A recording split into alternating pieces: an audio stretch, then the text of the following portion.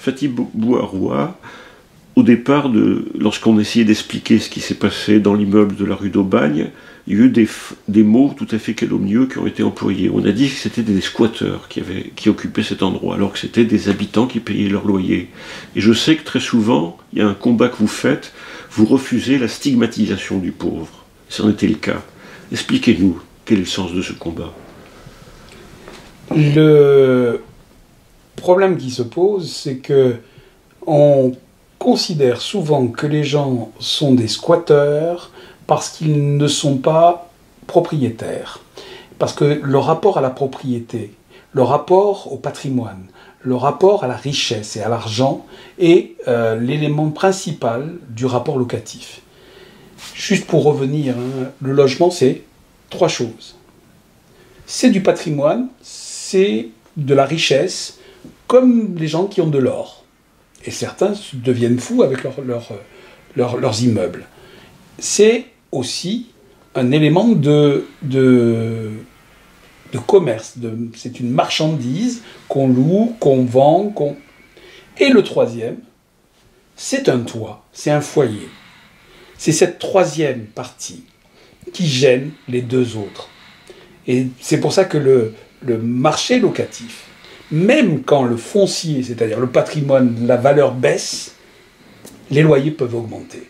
C'est pour ça que c'est complètement fou d'avoir des copropriétés dégradées pourries, dont le prix d'achat du logement est à peu près à 40 000 €, et que les gens payent 750 €, c'est-à-dire presque plus cher que d'habiter une maison ou un immeuble dans les quartiers chics.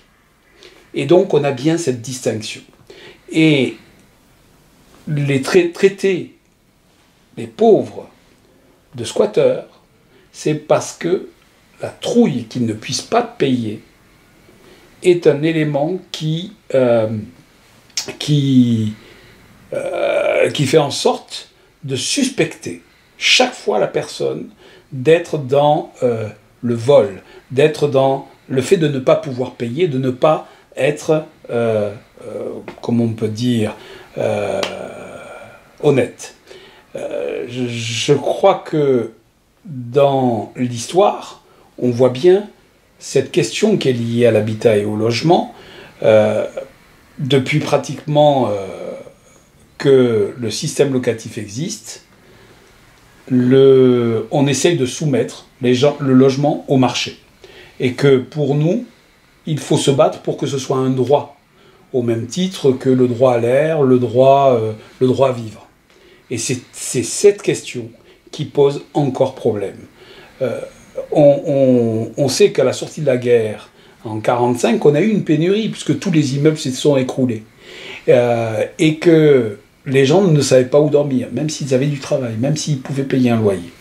Il s'est passé une chose intéressante, c'est qu'en 1948, un texte de loi est sorti, c'est la loi de 48, qui est intéressant parce qu'il va créer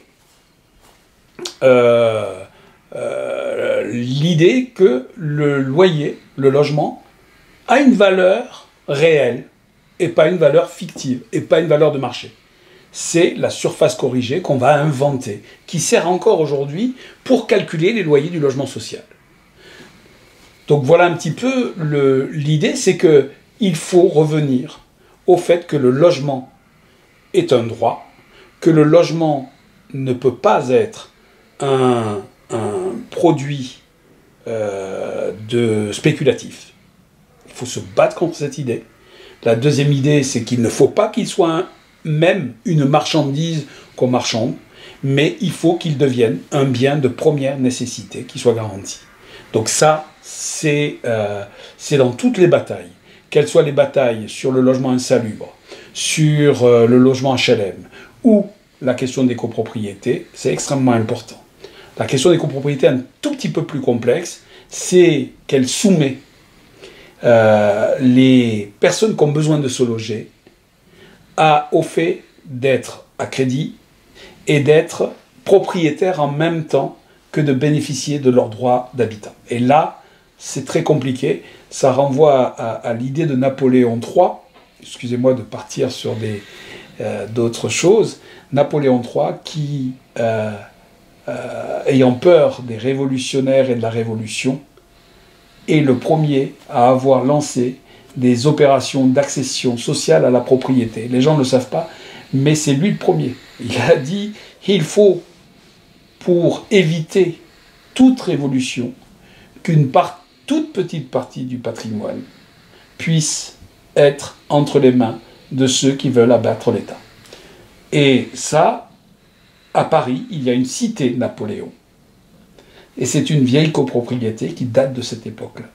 C'est extrêmement important de comprendre ça. Et il s'est passé quelque chose depuis les années 80 en France, 90, pardon. Depuis les années 90, il s'est passé quelque chose d'assez extraordinaire qu'on ne voit pas. C'est qu'en dans les années 90, il fallait mettre à bas, et on va continuer peut-être dans les années qui viennent, à mettre à bas le système des retraites par mutualisation. Et on a vu apparaître, dès les années 90, le discours qui était de dire puisque votre retraite par mutualisation ne va plus exister, c'est un système qui ne marchera plus, qui est terminé, il y a trop de chômeurs, donc même les cotisations ne vont pas permettre d'eux. Donc, ce qui va vous garantir une retraite et un complément de retraite, c'est d'acheter 1 ou 2 logements.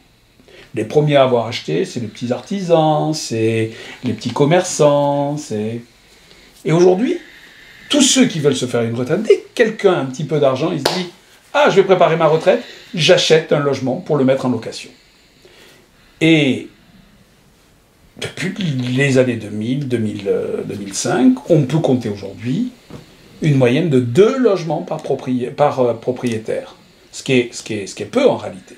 C'est tout simplement que beaucoup de gens achètent pour se garantir un revenu sur le dos de gens souvent plus pauvres qu'eux. Et donc on assiste en France à un système dans lequel ceux qui ont acquis font profiter, mais eux-mêmes ne sont plus en mesure de proposer un nouveau système. Donc on est dans une situation très délicate. C'est pour ça qu'il faut aujourd'hui se battre pour un droit à l'habitat, un droit au logement, et surtout à avoir un patrimoine qui est possédé par la collectivité que de le donner à des gens pour en exploiter d'autres.